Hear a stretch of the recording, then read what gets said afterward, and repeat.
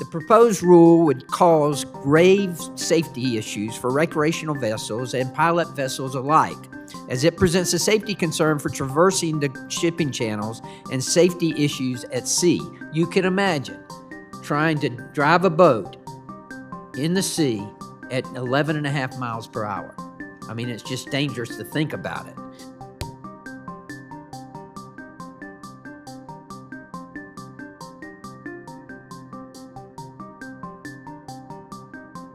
Unfortunately, if this rule goes into effect, boaters who use 35-foot or larger vessels will simply not take fishing trips, and the market will die for these kinds of vessels.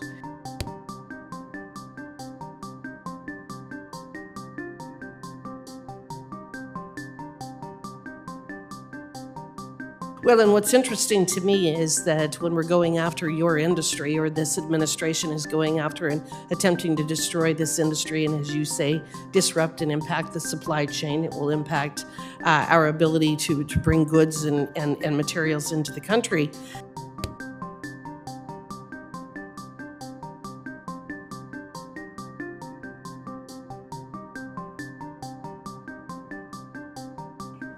Some people reference they were avid boaters before. Anybody who's an avid boater, if you know you're 80 miles offshore and you're restricted to traveling 10 knots, and all of a sudden the wind in the afternoon picks up to 25 knots, it is totally dangerous and unsafe to travel in 10 knots, 80 miles offshore in a 25-knot wind.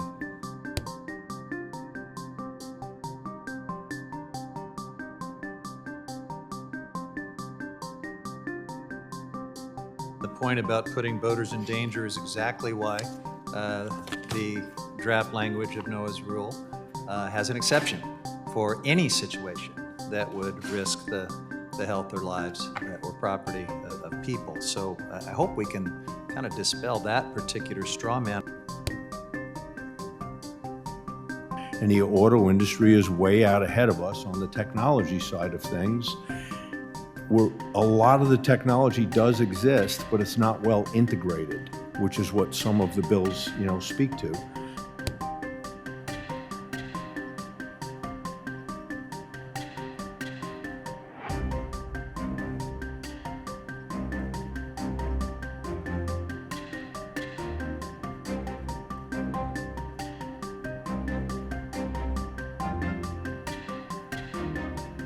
What we do know is that vessel strikes are killing whales. And you asked about the studies and the studies that are showing right whales headed towards extinction. I wanna make one point about those, because those studies also show that if we can eliminate human-caused mortality, the species can recover.